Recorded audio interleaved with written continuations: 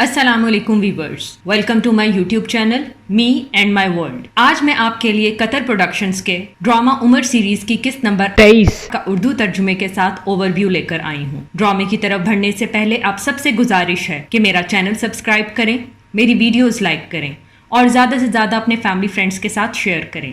شکریہ۔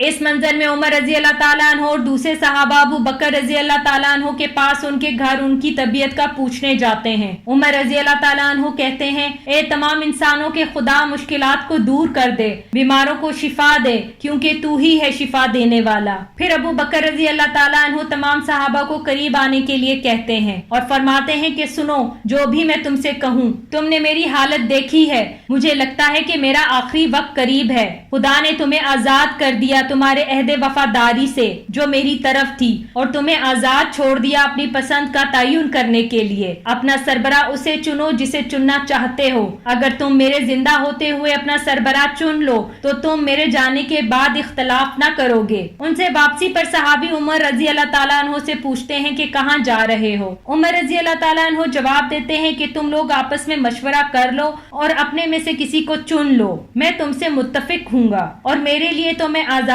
ہی رہنا پسند کروں گا۔ یہ کہہ کر وہ وہاں سے چلے جاتے ہیں، لیکن صحابہ مشورہ کرنے کے لیے ابو بکر رضی اللہ تعالیٰ عنہ کے پاس واپس آتے ہیں کہ آپ جو فیصلہ کریں گے ہمیں منظور ہوگا۔ جس پر ابو بکر رضی اللہ تعالیٰ عنہ کہتے ہیں کہ خدا کی قسم، تم نے یہ ذمہ داری مجھ پر ڈال دی ہے، یہ کہہ کر آپ کی رائے ہماری رائے ہے، تم میں سے ہر کوئی اس سے دور رہنا چاہتا ہے۔ میں جانتا ہوں یہ ایک بھاری ذمہ داری ہے، لیکن یہ ایک ذمہ داری ہے اور تمام ذمہ داریوں سے زیادہ اہم ہے۔ کسی سربراہ کے بغیر کون یہ تعین کرے گا کہ صحیح کیا ہے، اور کون بتائے گا کہ معاشرہ ایک ساتھ کیسے کام کرے گا؟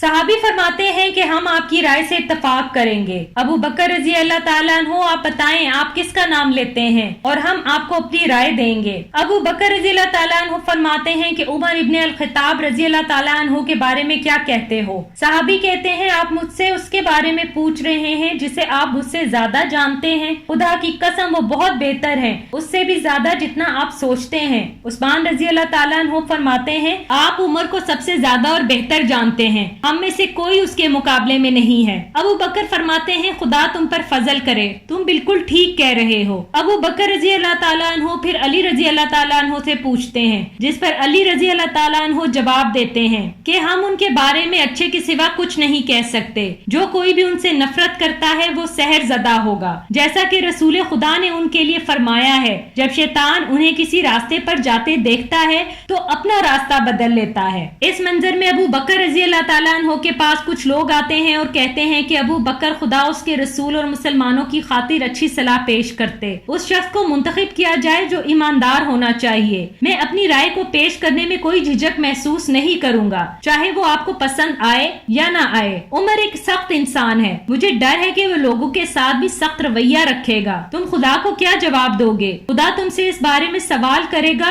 جبکہ تم عمر کی سختی کو جانتے ہو۔ ابو بکر صدیق رضی اللہ تعالیٰ عنہ غصے میں کہتے ہیں کہ مجھے بٹھاؤ۔ صحابی انہیں بٹھاتے ہیں۔ ابو بکر رضی اللہ تعالیٰ عنہ فرماتے ہیں، کیا تم مجھے خدا کے سوالوں سے ڈرا رہے ہو؟ اگر خدا مجھ سے سوال کرے گا تو میں کہوں گا کہ میں اس کے لوگوں میں ایک بہترین شخص کو چن کر آیا ہوں، اور رہی اس کی سختی کی بات تو یہ صرف اس لیے ہے کیونکہ اس نے مجھے نرم پایا۔ جب معاملات اس کے پاس ہوں گے تو وہ ان میں سے بہت سی چیزوں کو ترک کر دے گا۔ تم لوگ جلد ہی دنیاوی خواہشات کے ہو جاؤ گے، جیسا کہ رسول خدا نے کہا تھا کہ مجھے تم لوگوں کی غربت سے ڈر نہیں لگتا، مجھے ڈر لگتا ہے کہ کہیں تمہاری دنیاوی خواہشات نہ بڑھ جائیں جیسا کہ تم سے پہلے والی قوموں کے لیے بڑھ گئی تھیں، اور یہ کہ اس کے لیے تم مقابلہ نہ کرو جیسا کہ انہوں نے نہیں کیا تھا، اس طرح وہ تمہاری بربادی کی قیادت کریں گے جیسا کہ وہ برباد ہوئے۔ اس لیے تم لوگوں کو عمر جیسے شخص کی ضرورت ہے جو اس دنیا کی خواہشات کی تھوڑی سی پرواہ بھی نہیں کرتا، وہ مضبوطی سے اسے بچانے کے لیے جمع ہوا ہے کہ صحیح کیا ہے، اور میں نے मैंने तुम लोगों को कहा था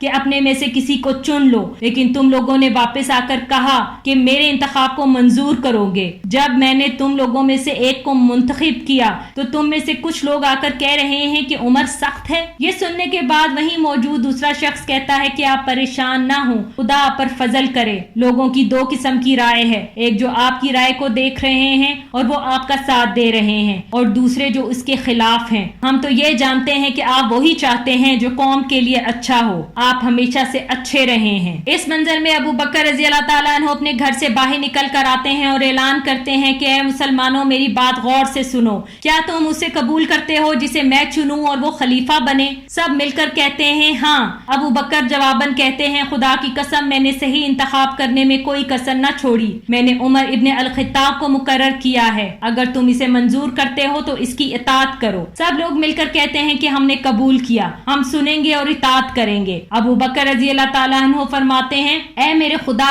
तू जानता है मेरी एक ही ख्वाहिश है, मैं इनकी फलाह की यकीन दहानी करूं। मुझे फितने से डर लगता है। मैंने अपनी तरफ से सही इंतखाब करने में पूरी कोशिश की है और इनमें से बेहतर चुना है, और उसे चुना है जो इन मामलात को बेहतर तरीके से चला सकता है। यह कहकर अबू बकर रजी अल्लाह ताला अन्हु चले जाते हैं। उमर रजी अल्लाह ताला अन्हु अबू बकर रजी अल्लाह ताला अन्हु के पास आते हैं और कहते हैं, तुमने लोगों से मेरे मुतल्लिक मशवरा किया, लेकिन तुमने मुझसे मेरे बारे में नहीं पूछा। खुदा की कसम, मुझे ये नहीं चाहिए। अगर मैं ये जानता कि तुम ये चाहते हो तो मैं तुम्हें कभी भी नामजद न करता। मुझे इससे आजाद करो अबू बकर। अबू बकर रजी अल्लाह ताला अन्हु फरमाते हैं, खुदा की कसम मैं न करूंगा। रसूल खुदा के सहाबा इकराम तुम्हारे लिए मान गए हैं। अगर मेरे पास तलवार के जरिए भी तुमसे ये कबूल करवाने की तरकीब रह गई तो मैं वो करूंगा, इसलिए खामोश हो जाओ और मेरे करीब आओ। उमर उनके पास आकर बैठ जाते हैं। अबू बकर उमर के हाथ पर अपना हाथ रखकर कहते हैं, खुदा से डरो उमर, और याद रखो कि क़यामत के दिन वो दर्जे जो ज्यादा अहमियत के हामिल होंगे वो ही लोग हासिल करेंगे जो अपनी जिंदगी में ही इसका ताकुब करें कि सही क्या है। जब तुम जन्नत में मौजूद लोगों को याद करो तो खुद से कहना कि मुझे डर है कि मैं इनमें शामिल नहीं हो पाऊंगा, और जब तुम दोज़ख में मौजूद लोगों के बारे में सोचो तो खुद से कहना कि मैं उम्मीद रखता हूँ कि मैं उनमें शामिल ना होऊंगा। इस तरह तुम एक ही वक्त में उम्मीद और खदशा महसूस करोगे और खुदा के फजल से ना ही मुतमईन और ना ही मायूस हो पाओगे। मुसलमानों के साथ अच्छा सलूक रखना,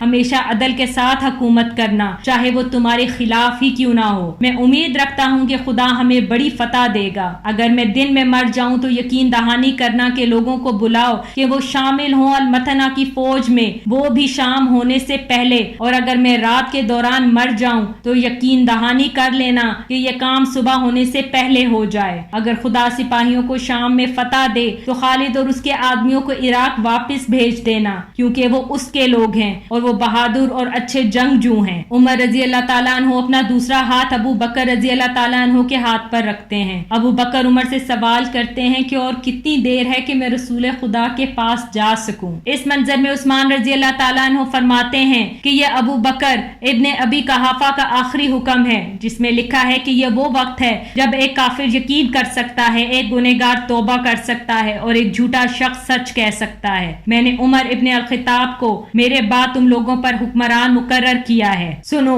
वो जो कहे उसकी इताअत करना। मैंने सही इंतखाब करने में कोई कसर न छोड़ी। खुदा और उसके रसूल और मुसलमानों की बेहतरी के लिए अच्छा मशवरा दिया। अगर वो इंसाफ पर जमा रहा जो हम उससे उम्मीद करते हैं, वरना दूसरी सूरत में हर कोई उसके अमाल के बोझ से बरी जिम्मा होगा। मैं सिर्फ तुम लोगों के लिए अच्छा चाहता हूँ, लेकिन मैं मुस्तकबिल के बारे में नहीं जानता। यह खत सुनने के बाद तमाम लोग कहते हैं कि हम इताअत करेंगे। उस्मान रजी अल्लाह ताला अन्हु वहीं पर मौजूद उमर रजी अल्लाह ताला अन्हु को आगे बढ़ने के लिए कहते हैं। उमर आगे आते हैं। फिर उस्मान कहते हैं कि आप अपना हाथ मुझे दें कि हम आपको अपनी वफादारी का अहद दें। इस मंजर में अबू बकर रजी अल्लाह ताला अन्हु आयशा रजी अल्लाह ताला अन्हु से कहते हैं कि मैं सबसे ज्यादा तुमसे मोहब्बत करता हूँ। मैंने तुम्हें एक बाग एक दफा तोहफे में दिया था। मुझे उसके मुतालिक कुछ हिचकिचाहट है। उसे मेरी जायदाद में वापस कर दो, इससे पहले कि मैं अपने मकाम के बारे में फर्ज करूं कि मैंने मुसलमानों के माल से कुछ न लिया सिवाय उसके जो मेरा है। तुमने वही खाया, वही पहना जो हमारे लिए काफी था। हमने उसमें से कुछ न लिया जो मुसलमानों ने जंगों से हासिल किया, सिवाय उन ऊंटों के जिनसे हम पानी लाते हैं। जब मैं मर जाऊं तो उसे उमर के हवाले कर देना और उसमें से कुछ न रखना। उमर मुझे इस बात पर कायल कर रहा ہے اور اس نے میرے لیے خزانے سے تنخواہ بھی مقرر کر دی ہے جب سے میں نے اسے خلیفہ چنا. اس طرح میں تجارت میں شامل ہونے کے لیے آزاد ہو جاؤں گا. جنوبی مدینہ میں میرا ایک باغ ہے. یہ باغ میری تنخواہ جو میں نے وصول کی اس کے برابر ہے. وہ باغ عمر کو دے دینا کہ وہ اسے بیت المال میں شامل کر دے. اس طرح میرا کسی پر واجب الادا نہیں ہوگا اور کوئی بھی میرے جانے کے بعد میرے خلاف کچھ نہ کہہ پائے گا. اس منظر میں ابو بکر رضی اللہ تعالیٰ عنہ کے گھر کے باہر بہت سے صحابی کھڑے ہوتے ہیں. عمر ابو بکر کے پاس بیٹھ کر کہتے ہیں اے خلیفہ تم نے اپنے لوگوں پر ایک بھاری بوجھ ڈال دیا ہے اور تم نے ان کا بچنا مشکل بنا دیا ہے کہ وہ تمہاری مثال پر چل سکیں. کیسے کوئی تم تک پہنچ پائے گا؟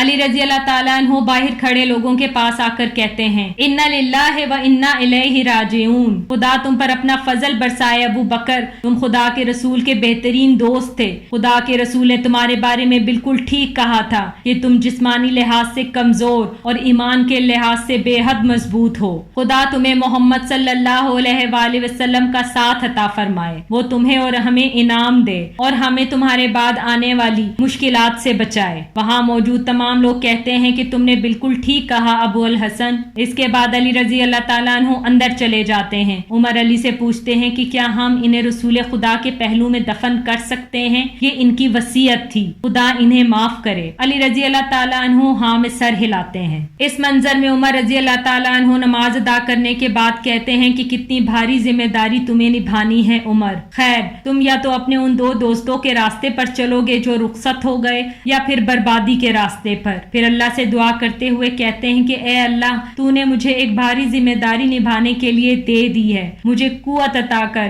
کہ میں اسے سنبھال سکوں. میری اپنی کوئی قوت نہیں. یہ سارا منظر وہاں موجود ان کی بیوی عتیقہ دیکھ رہی ہوتی ہیں. اگلے دن جب ان کے لیے کھانا لے کر آتی ہیں تو فرماتی ہیں میں نے غور کیا کہ تم رات بھر نہیں سوئے. تم نے بہت کروٹیں لی. یہ اتنا ہی سخت ہے جیسا کہ تم آگ پر لیٹے تھے. کیا خلیفہ اپنا پہلا دن ایسے گزارے گا؟ عمر رضی اللہ تعالیٰ عنہ عتیقہ کی بات سننے کے بعد کہتے ہیں عتیقہ مجھے خود سے ڈر لگتا ہے. اس دن کیا ہوگا جب دل اور نظر بند ہو جائے گی. ایک شخص ڈرتا ہے کہ خدا اس سے اس کے گھرانے کے بارے میں سوال کرے گا تو میں کیسے مطمئن ہو جاؤں کہ تمام مسلمان اب مجھ پر انحصار کرتے ہیں. عتیقہ رضی اللہ تعالیٰ عنہ فرماتی ہیں خدا سے مدد مانگو عمر. تم ایماندار اور بہادر ہو. جس پر عمر کہتے ہیں کہ میں نہیں جانتا. مجھے ڈر ہے کہ کہیں طاقت الجھن کا شکار نہ ہو جائے. سختی سے میں جانتا ہوں کہ محمد صلی اللہ علیہ وآلہ وسلم کے کچھ صحابہ میری سختی سے ڈرتے ہیں اور مجھے بھی یہی ڈر ہے. تم کیا سوچتی ہو عتیقہ میری سختی کے بارے میں؟ عتیقہ کہتی ہیں تم اسے وہی استعمال کرتے ہو جہاں اسے استعمال کرنا چاہیے. اس کے علاوہ جو خدا نے نازل کیا تم اس کی پاسداری کرتے ہو اور تم معتدل کرتے ہو. جہاں اچھائی کی اور نرمی کی ضرورت پڑتی ہے تم اچھے اور نرم دل ثابت ہوتے ہو. آگے بڑھو اور اپنی ذمہ داری نبھاؤ ابو الحفظ. خدا تمہارا ساتھ نہ چھوڑے گا. عمر رضی اللہ تعالیٰ عنہ یہ سننے کے بعد کہتے ہیں خدا تم پر اپنا فضل کرے عتیقہ. تم نے میری کچھ پریشانیاں ختم کر دیں. اس کے ساتھ ہی اس قسط کا اختتام ہوتا ہے. آخر میں آپ سب سے گزارش ہے کہ میرا چینل سبسکرائب کریں, میری ویڈیوز لائک کریں اور زیادہ سے زیادہ اپنے فیملی فرینڈز کے ساتھ شیئر کریں. اگلی قسط تک کے لیے اپنا خیال رکھیں. شکریہ.